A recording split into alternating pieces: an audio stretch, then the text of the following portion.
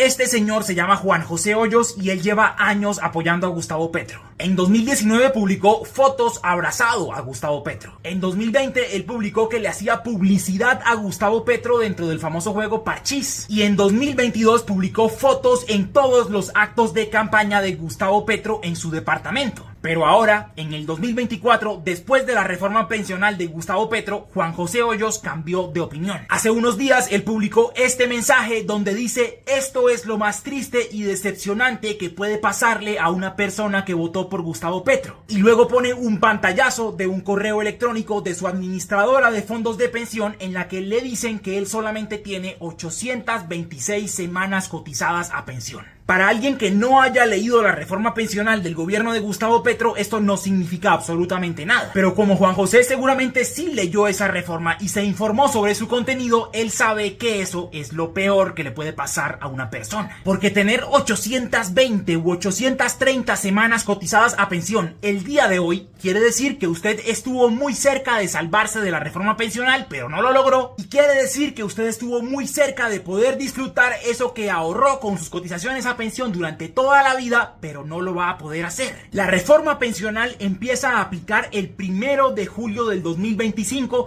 para todos los hombres que tengan menos de 900 semanas cotizadas y para todas las mujeres que tengan menos de 750. Y el 1 de julio de 2025 es dentro de 53 semanas a partir de hoy. Así que si a usted, al igual que a Juan José, le faltan 76 semanas para llegar a 900, o si le faltan 60, o si le faltan 55, no lo va a poder lograr. Y por lo tanto, a usted va a dejar de aplicarle la normativa actual y va a empezar a aplicarle la nueva, la de la reforma. Con la norma anterior, que era la Ley 100 de 1993, al cumplir 62 años siendo hombre o 57 siendo mujer, usted tenía derecho a ir al fondo de pensión en el que puso sus cotizaciones durante toda una vida de trabajo y pedirles que le devuelvan ese ahorro de toda la vida, además de los intereses y de todos los rendimientos que ese ahorro le hubiera dado. Pero la reforma elimina totalmente la posibilidad de que esa devolución se dé, y a cambio lo que el Estado puede darle es una mensualidad.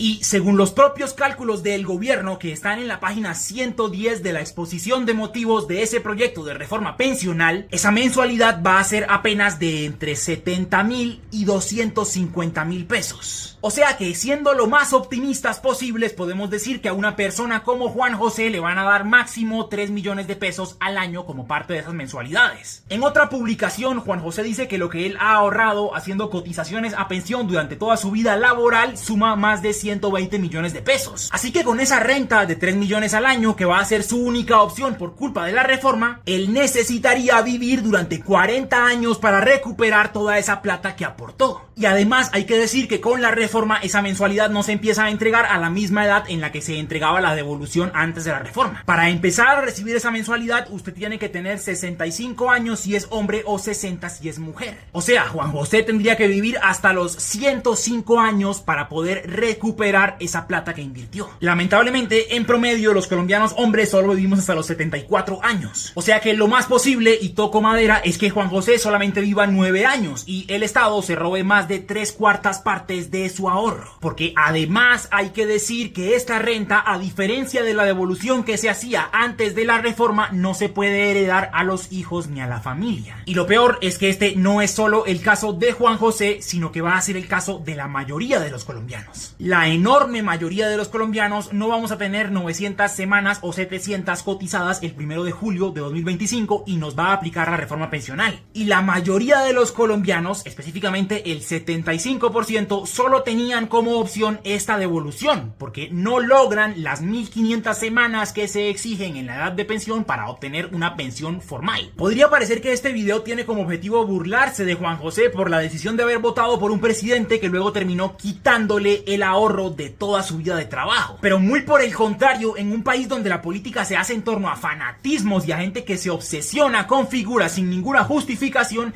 el caso de Juan José puede servir como un ejemplo. porque a pesar de haberse puesto la camiseta de Gustavo Petro y haber sido un activista fiel a su causa, hoy, cuando su gobierno lo afecta, él es capaz de reconocer que su gobierno está equivocado y que él se equivocó. Y con esta reforma y con todo lo que está pasando en el país, ese ejemplo no solo deberían seguirlo las 11 millones de personas que votaron por Gustavo Petro, sino también muchos otros más. Sin ninguna intención de quitarle responsabilidad al gobierno y a su partido, el Pacto Histórico, hay que decir que esta reforma no se hubiera podido aprobar sin el apoyo de los partidos tradicionales, el liberal, el conservador y el de la U, que apoyan las malas medidas de este gobierno, así como apoyaron las malas medidas de gobiernos anteriores, gobiernos que también tenían sus Juan Josés, que se ponían la camiseta y los defendían a toda costa. Y asimismo, sin ninguna intención de quitarle mérito a la oposición que hizo todo lo posible por hundir esta reforma, hay que decir que en gobiernos anteriores, en los que algunos de esos partidos de oposición eran el poder, se presentaron propuestas de reforma pensional casi idénticas a la de Gustavo Petro, como la que alcanzó a presentar como borrador el señor Iván Duque en su gobierno. Asimismo, sin negar que algunos miembros del centro político elevaron el debate que estaba tan bajito sobre esta reforma, se debe decir que la propuesta de reforma pensional que presentaron en la pasada campaña presidencial era idéntica e igual de mala a la de Gustavo Petro. Tanto así que el ministro que la presentó y empezó su trámite era el principal asesor económico de su candidato Sergio Fajardo. Y con todo respeto por todos ellos, había que decir de ñapa que en sus elogios o en sus críticas a esta reforma ignoran el punto más importante. Y es que mientras se le quita su ahorro a las personas de la clase media y baja trabajadoras, a los dos grupos económicos con más poder en este país se les regala un caramelo. Gracias a esta nueva reforma pensional, esas administradoras de fondos privados de pensiones que son propiedad de Luis Carlos Sarmiento Angulo y del Grupo Empresarial Antioqueño van a tener unas comisiones anuales de 3 billones de pesos. Y a las aseguradoras que responden por el seguro previsional se les quita la responsabilidad y el deber de responderle a las personas inválidas o a sus sobrevivientes después de que cumplen la edad de pensión. Con lo cual, esos grupos económicos que también son dueños de esas mismas aseguradoras van a tener ganancias billonarias. Así que en vez de burlarnos de Juan José, deberíamos reflexionar sobre las mentiras que sostienen a la política en Colombia, con la esperanza de que, por más lejos que estemos de superarlas, empezar a difundir estas verdades puede ser un primer paso.